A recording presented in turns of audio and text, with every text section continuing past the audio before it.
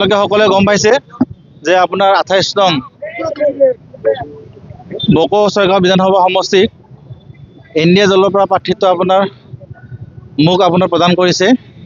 আপোনালোকৰ এই মিডিয়া বন্ধুসকলৰ জৰিয়তে সমগ্ৰ বকো ছয়গাঁওবাসীৰ মই অশেষ ধন্যবাদ আৰু কৃতজ্ঞতা জ্ঞাপন কৰিছোঁ। লগতে তেওঁলোকক মই শুভেচ্ছা জ্ঞাপন কৰিছোঁ, অভিনন্দন জ্ঞাপন কৰিছোঁ যে প্ৰথমবাৰৰ কাৰণে তেওঁলোকে এইবাৰ বিচৰা ধৰণে এজন হয়তো জনপ্ৰতিনিধি পাব। বা আপোনালোকে নাভাবিব এই যে ৰাজু মেছক এটা প্ৰাৰ্থিত্ব প্ৰদান কৰিছে কোনো ব্যক্তি এজনে কৰা নাই, মই জাষ্ট এটা মাধ্যম।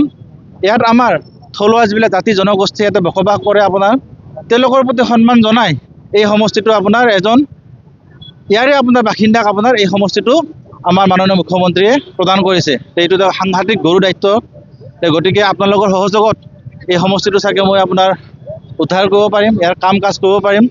আৰু মোৰ এটা লক্ষ্য থাকিব,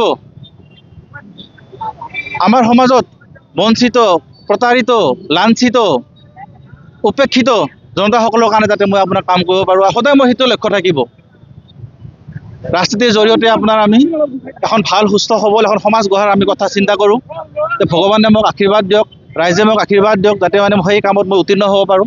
আৰু আপোনালোকে দেখিছে মই ইতিমধ্যে গম পাইছোঁ যে মোৰ জিত নিশ্চিত। কাৰণ এই যিমান আপোনালোকে মানুহ দেখিছে আজি, আপোনালোকে চাগে অভিলেখ সংখ্যক মানুহ আজি ইয়াতে গোট খাইছে। মই কিন্তু কাকো মাতা নাই, সকলোৱে স্বতঃস্ফূৰ্তভাৱে নিজে ঘৰ বা ওলাই আহিছে। এইটোৱে সূচায় যে আমাৰ জিত নিশ্চিত আৰু এইখন চৰকাৰৰ প্ৰতি মানুহৰ কিমান আস্থা ভৰসা আছে। আৰু আপোনালোকৰ জৰিয়তে সমগ্ৰ এই বকো ছয়গাঁও সমষ্টিবাসীৰ পৰা মই আশীৰ্বাদ বিচাৰিছোঁ আৰু আশা ৰাখিছোঁ তেওঁলোকে মোক আশীৰ্বাদ দিব আৰু তেওঁলোকে মোক জয়যুক্ত কৰাব আৰু তেওঁলোকৰ আশানুৰূপ মই কাম কৰাৰ কাৰণে সক্ষম হ'ম।